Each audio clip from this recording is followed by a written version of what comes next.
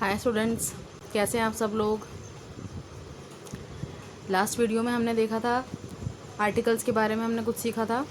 इस वीडियो में आज हम पार्ट्स ऑफ स्पीच के एक और पार्ट के बारे में देखेंगे, विच इज़ प्रीपोजिशंस। लेकिन इससे पहले मैं आपको बता दूं कि आपको किस तरीके से ये काम करना है। बेसिकली वीडियो जो है 6th 7th 8th क्लास के लिए है। तो आप लोगों का जो पैटर्न है लगभग सेम सा रहता है कि आपकी एक बुक है इंग्लिश की और साथ में आपको 3 कॉपीज़ बनानी पड़ती हैं। ठीक है, तो 3 कॉपीज़ कौन कौन सी होती हैं? एक इंग्लिश राइटिंग डिक्टेशन की कॉपी होती है, एक क्वेश्चन आंसर्स की होती है और एक ग्रामर कॉपी होती है। तो ये जो काम आपको वीडियो वाइज दिया जा रहा है इंग्लिश का, यानी कि पहले आर्टिकल्स और अब जो मैंने प्रीपोजिशंस का काम दूंगी, तो ये आपको दोनों काम ग्रामर कॉपी में करने हैं। ठीक है, तो जो समझाया है वो भी अच्छे से लिख लीजिएगा और जो एक्सरसाइज है वो भी लिख लीजिएगा, ताकि आपको रिवाइज करने में आसानी रहे। ठीक है, तो so let's start our topic. So what is preposition? Preposition क्या है? प्रीपोजिशन को अगर हम ब्रेक करते हैं तो इससे 2 वर्ड्स निकल कर आते हैं, which is pre plus position. Pre मतलब पहले, पोजिशन मतलब स्थान या जगह।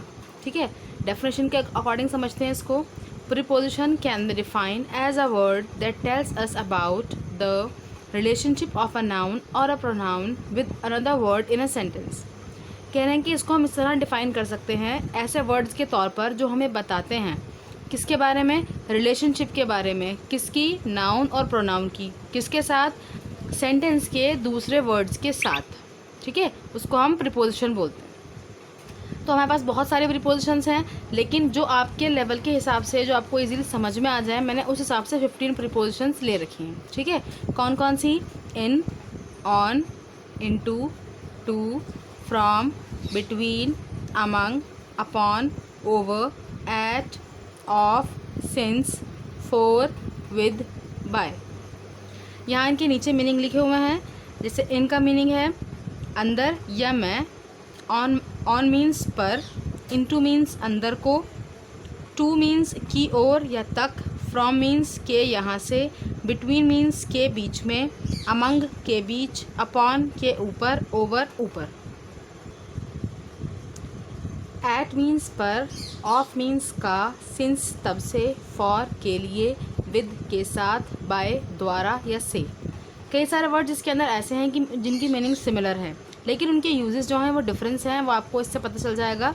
तो लेट्स स्टार्ट के rules for using prepositions. Prepositions को यूज़ करने के लिए क्या रूल्स हैं?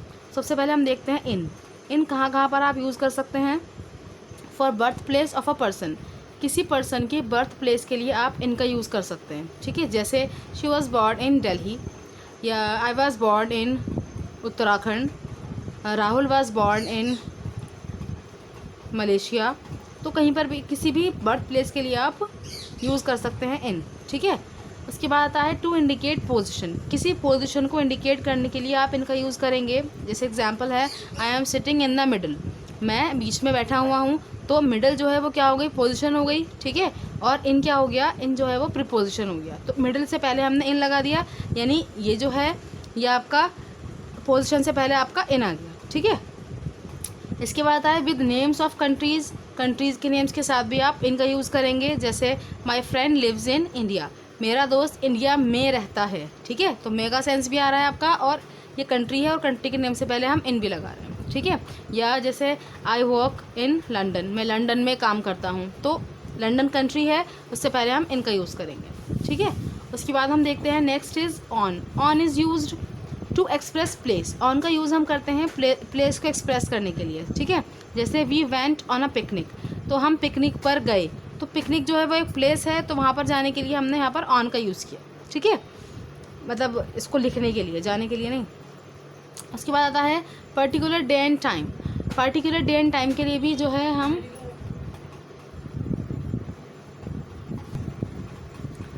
किसी पर्टिकुलर डे या टाइम को के लिए भी हम ऑन का यूज़ करते हैं। जैसे I will come here on Sunday, ठीक है, you should be on time.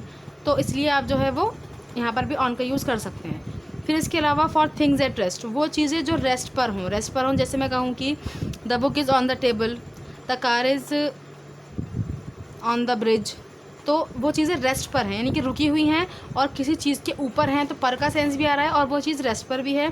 तो आप इसलिए इसको क्या कह सकते हैं कि यहाँ पर आप ऑन का यूज़ करेंगे। उसके बाद आता है इनटू।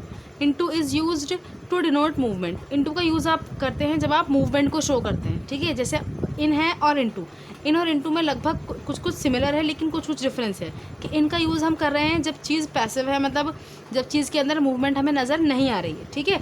इनटू का यूज़ हम जब करते हैं जब हमें चीज़ के अंदर मूवमेंट नज़र आ रही है। जैसे she fail into the river, तो वो पानी में गिर गई। तो इनटू द रिवर का मतलब ये नहीं कि वो पानी में गिरी हुई थी पहले से, पानी में गिर गई यानी कि अभी गिरी है, ठीक है। या to denote change from one state to another, एक स्टेट से या एक स्थिति से, एक अवस्था से दूसरी अवस्था में परिवर्तन को के लिए भी हम इनटू का यूज़ करते हैं। जैसे teacher is going into the class, teacher class के अंदर जा रही हैं या जा रही हैं। अब यहाँ पर teacher is going in, teacher is in the class अगर होगा तो यानी कि टीचर पहले से ही क्लास में है, लेकिन गोइंग इनटू द क्लास यानी कि टीचर क्लास के अंदर जा रही है, ठीक है। उसके बाद आता है टू। टू का यूज़ हम कहाँ कहाँ पर करते हैं? Before the first form of a verb, verb की फर्स्ट फॉर्म से पहले जो है वहाँ हम टू का यूज़ करते हैं। लेकिन यहाँ पर आप थोड़ा सा कंफ्यूज हो जाएंगे, इसलिए मैं थोड़ा डिटेल नहीं दे रही हूँ आपको इसकी। यहाँ पर आप इन्फिनेटिव वर्ब के लिए टू का यूज़ करते हैं, ठीक है। एग्जाम्पल मैंने दे दिया है, यू हैव टू कम, तो कम जो है वर्ब की फर्स्ट फॉर्म है तो उससे पहले टू आ गया है, ठीक है। लेकिन वैसे इसको हम ज़्यादातर इन्फिनेटिव वर्ब के लिए यूज़ करते हैं। इसके बाद आता है to indicate some kind of a comparison. कह रहे हैं कि जब आप किसी तरीके का कंपैरिजन करते हैं, ठीक है। सब कंपैरिजन में हम ये यूज़ नहीं करते, ज़्यादातर हम 3 डिग्रीज ऑफ एडजेक्टिव यूज़ करते हैं, लेकिन कहीं कहीं पर हम टू का यूज़ भी करते हैं। जैसे my bag is superior to your bag. उसके बाद हम देखते हैं फ्रॉम। फ्रॉम कहाँ पर यूज़ होता है? To denote movement from one place to another. ये भी बिल्कुल टू की तरह ही हम यूज़ कर रहे हैं, लेकिन ये टू से ज़रा अपोजिट है। अपोजिट क्यों है? कि टू का यूज़ हम जब करते हैं जब हम किसी तरफ जा रहे होते हैं। जैसे I am going to school, ठीक है, तो हम स्कूल की तरफ जा रहे हैं तो हम वहाँ पर टू का यूज़ करेंगे। लेकिन जब हम स्कूल से वापस आ रहे होंगे, यानी कि स्कूल से दूर हो रहे होंगे, स्कूल से वापस आ रहे होंगे, तब हम फ्रॉम का यूज़ करेंगे। जैसे I am coming from school, ठीक है। जैसे they are coming from school, तो स्कूल की तरफ जब हम जा रहे हैं तो टू का यूज़ करेंगे, जब वहाँ से वापस आ रहे हैं तो फ्रॉम का यूज़ करेंगे। और इसके अलावा टू एक्सप्रेस टाइम, टाइम को एक्सप्रेस करने के लिए भी हम फ्रॉम का यूज़ करते हैं। He will start his work from Monday, वो अपना काम मंडे से स्टार्ट करेगा। और टाइम तो डेज़ में भी होता है, मिनट्स में, सेकंड्स में, आवर्स में, ईयर्स में, तो सबके लिए भी आप फ्रॉम का यूज़ कर सकते हैं, ठीक है। उसके बाद नेक्स्ट देखते हैं, नेक्स्ट इज़ बिटवीन। बिटवीन कहाँ पर यूज़ करते हैं? Between is use for to persons और थिंग्स। बिटवीन को हम यूज़ करते हैं दो लोगों के लिए। जब हमें कोई चीज़ डिस्ट्रीब्यूट करनी हो तो, लेकिन दो लोग होने चाहिए, तब हम बिटवीन का यूज़ करेंगे, ठीक है। Distribute these mangoes between Hina and Neha, तो हिना एंड नेहा दो हैं, इसलिए हमने यहाँ पर बिटवीन का यूज़ किया है, ठीक है। उसके बाद देखिए among. Among is used for more than to persons और थिंग्स। अमंग को हम यूज़ करते हैं दो लोगों से ज़्यादा के लिए, ठीक है। चाहे दो लोग हों या दो चीज़ें हों, उन दो से ज़्यादा के लिए हम अमंग का यूज़ करेंगे।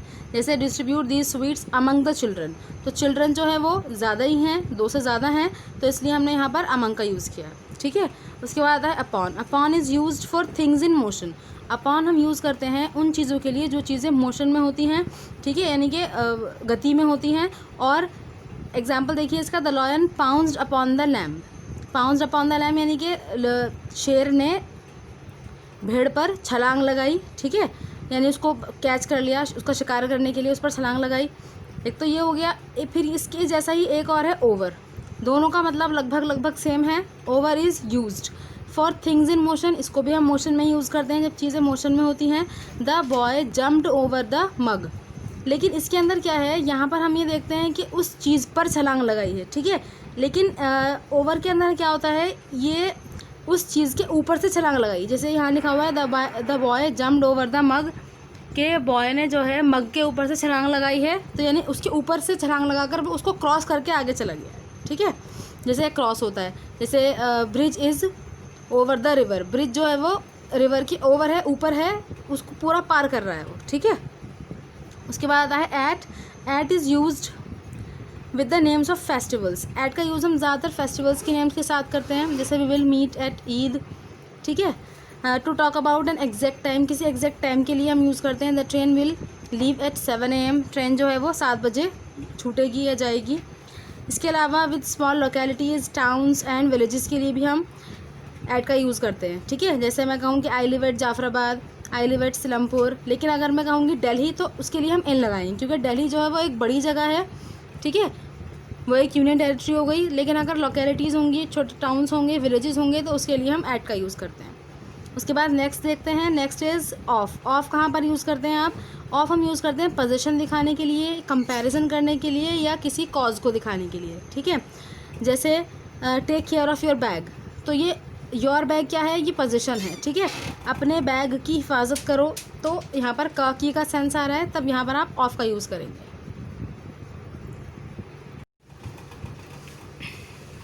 उसके बाद देखिए, उसके बाद है since. Since is used for some definite period of time, ठीक है। टाइम मैंने अभी आपको बताया था कि टाइम क्या क्या हो सकता है, मिनट्स भी हो सकते हैं, सेकंड्स भी हो सकते हैं, आवर्स भी हो सकते हैं, डेज भी हो सकते हैं, मंथ्स भी हो सकते हैं, ईयर्स भी हो सकते हैं, ठीक है। डिकेड्स भी हो सकती हैं और सेंचुरीज भी हो सकते हैं, ये सभी जो है ये टाइम में आती हैं, ठीक है।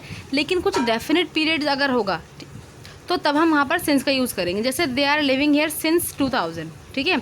I have been doing my work since 2 o'clock, तो 2 o'clock एग्जैक्ट टाइम हो गया, तो वहाँ पर हम सिंस का यूज़ करेंगे, ठीक है। इसके बाद आता है नेक्स्ट है फोर का हम यूज़ कहाँ पर करते हैं? To indicate particular period of time. मतलब आपको डेफिनेट टाइम नहीं पता, आपको बस एक अंदाज़ा है कि 4 घंटे या 5 घंटे या 10 दिन या 2 साल, मतलब एक अंदाजे से आप कह रहे हो, लेकिन आपको एग्जैक्ट नहीं पता कि क्या पॉइंट ऑफ टाइम था, ठीक है। जिससे Rehan given application for 3 days leave, 3 दिन की छुट्टी की उसने एप्लीकेशन दी है। अब 3 दिन की डेट नहीं मालूम आपको, ठीक है, कब टाइम, एग्जैक्ट टाइमिंग नहीं मालूम आपको, बस 3 दिन पता है, ठीक है। तो तब आप वहाँ पर 4 का यूज़ करेंगे। उसके बाद आता है by. By is use to tell about the doer in passive voice. By हम वहाँ पर यूज़ करते हैं जब हम बताते हैं कि कोई काम किसके द्वारा किया गया है, ठीक है। जैसे मैं कहूँगी भाई कि the letter is written by me, तो लेटर मेरे द्वारा लिखा गया है, ठीक है। और ये बाय मी, ये पैसिव वॉइस हो गया, तो पैसिव वॉइस में हम बाय का यूज़ करते हैं डूअर के लिए, यानी कि करने वाले के लिए, ठीक है। फिर देखते हैं विद। विद इज़ यूज्ड क्या कहाँ पर होगा कि बिफोर एन इंस्ट्रूमेंट। विद का यूज़ हम करेंगे इंस्ट्रूमेंट के लिए, यानी कि काम किस चीज़ के ज़रिए किया गया है, ठीक है। एजेंट क्या था काम करने का। जैसे the man hit the dog with a stick, ठीक है, किसके ज़रिए हिट किया गया है? स्टिक के ज़रिए, तो स्टिक से पहले हमने क्या लगाया? यहाँ पर विद लगाया है। जैसे this paragraph is written with pen, ये पैराग्राफ लिखा गया है किससे? पेन से, तो पेन क्या हो गया? एजेंट हो गया। बाय मी, किसके द्वारा लिखा गया है? मेरे द्वारा लिखा गया है, ठीक है। तो इस तरीके से हम बाय और विद के अंदर ये लगभग थोड़े थोड़े मिलते जुलते से हैं, लेकिन दोनों में फिर डिफरेंस भी है जो मैंने आपको बताया है। उसके बाद ये आप लोगों का होम असाइनमेंट है प्रीपोजिशन की बेस पर। आई होप कि आप लोगों को समझ में आया होगा जो मैंने समझाने की कोशिश की है।